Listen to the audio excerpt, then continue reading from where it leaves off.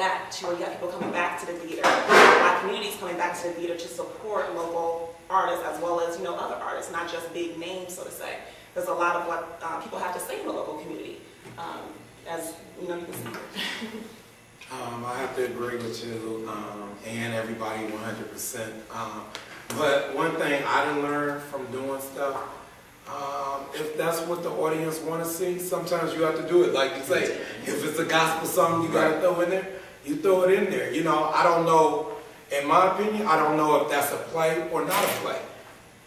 When I was brought up, we learned about Helen Keller, we did the Miracle Worker and all that. In schools now, they don't even have theater. They don't even have theater in a lot of the schools. So really, we don't know what they get or what they not getting. My thing is, I always believe, is people out there who love to enjoy stuff. This is one of the other things they did. I didn't went to plays back in the day, and I used to enjoy all the plays I went to. Now I still go to plays. Some might be at the Fisher, some might be at the Fox, some might be at the Repertory. But that's maybe one of the biggest problems, where people not seeing different things and seeing the different things that's offered. Because I didn't enjoy plays at the Repertory, I didn't enjoy plays at the Fox, but it all come together that we have to work together in the community and help one another. I agree with what everyone has said. Audience development with us is a double-edged sword. Not only do we want to fill seats in our venue, but we also have to educate, our audience as to the meaning and the significance and the value, of African American theater. So a large part of our job, is educating the value of theater in our lives. What we have started doing at McCree Theater, and it sort of fits with the headlines that Flint is encountering nowadays, is that we do a violence prevention play that's directed to young audiences, and we bus them in from various surrounding school districts, elementary students, to the theater. So that we're doing a twofold. We're empowering them, to withstand the violence that's surrounding them, and we're also acquainting them with theater. So they get a taste of theater early, and hopefully, as they go through life, theater will be a part of their life. Yeah. So, that's one of the things that we're trying to do. But I tell you, we just did a season that included 2 August Wilsons and a Lorraine Hansberry. And we almost died as a result of it. Because invariably, people are going to come up to you and say, I don't like dramas. I want to be entertained. And, and that might be valid, because in Flint, entertainment might be, a big deal because of all the negativity, surrounding our residents.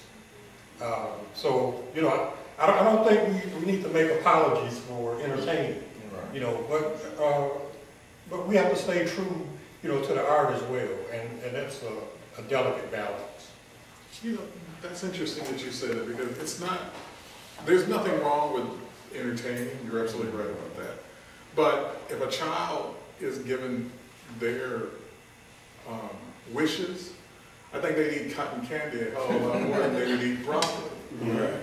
But for a healthy child to grow up, they need a basic, stable diet that exists, that consists of more than just cotton candy. And if you're looking at it in regards to the cultural expression, you really want to see work that is reflective of you. The people in this film that we just saw, all those people were struggling to make a statement about the very existence of African American people in this country that had never been expressed before. And black theater is the only art form African American writers have ever had that has allowed them to do what they want unfiltered.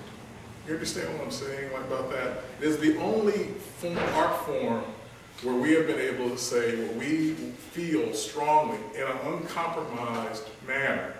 It hasn't had to go through an editor that says, well, I don't know if that's going to work very well. It hasn't had to go through a producer that's put it on and say, well, I don't know if that film is going to sell in Kansas City. It's been here. This is the stage in which we've been able to say exactly what we're saying. And if we're going to replicate what you can get out of somebody else's perspective on us, then what's the use of us? I can see why audiences are declining if we're only providing them with the exact same thing they get from somebody else. As simple as that. Let me jump in on that. Go Since ahead. it was my next turn. Anyway, let me. I apologize, I'm sorry. That's okay. Don't be sorry. To bounce on everybody else's and understanding, there is still a movement going on that's in theater that most of us are very familiar with, but most of us don't go because it's the Floetry poetry. And that's a sense of a theater production with everybody giving their vocal speeches. Now, most of them don't have the cultural history of where theater came from. So we're looking at a whole another generation of people that we have to bring back to the theater.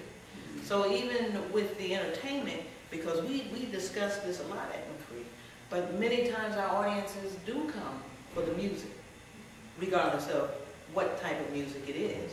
But the music draws the people. They're more expensive to produce, but the music draws in the audiences. The plays, even though we just did Raisin in the Sun, and I'm telling you, it was Broadway quality. And the audience was, some were there. I don't know what happened the last weekend, I was gone, but people should have been there and they weren't. And how do we reach the masses in that arena to get them back into the theater? And the way to do that, again, is what Charles was talking about, building the audience. And sometimes we do have to go back and educate. But we're missing the younger generation, those of us that are younger than we are. And they have their own format that they're basing themselves on, is through the poetry, Floetry, which is still the spoken word. But they're out there doing it. And that's where the audience is going. I work at an arts council also, and almost every weekend we're renting out the arts council, and I go by there, there's hundreds and hundreds of people in there watching this particular program. So there's some way we need to reconnect the theater and this type of poetry to bring them back to the theater. That's just a thought. I was gonna ask or suggest, like when different theater companies are doing plays like a Raisin in the Sun or Fences, why not incorporate like one gospel new play where you get an audience of people? Because I know some people have never been to the Repertory Theater, and I tell them, Repertory Theater is over there. A lot of them don't even know where it's at, and that's the younger crowd or people my age. I consider myself old school, but a lot of people don't. I'm 41, so you know. Are you thinking?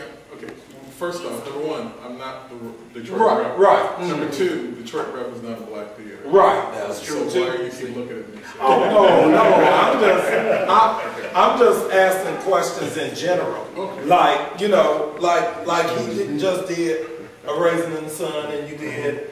So I'm saying, when you do a full season, why not do like one new show, one old show, and all that? Like in New York, what did they do? They put Sean P. Diddy Combs and a Raisin in the Sun, and I went to New York to go see it. So some people would do certain things to see things.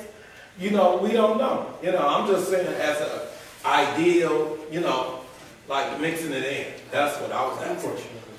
I'm Mark Douglas, and I'm a playwright, and I produce some plays. That particular format you're talking about, I tried it, and it actually works. But it takes a lot of marketing. But I would do one of my musical plays that has music. Then I would do a classic, like I did Raisin in the Sun. I did Checkmate.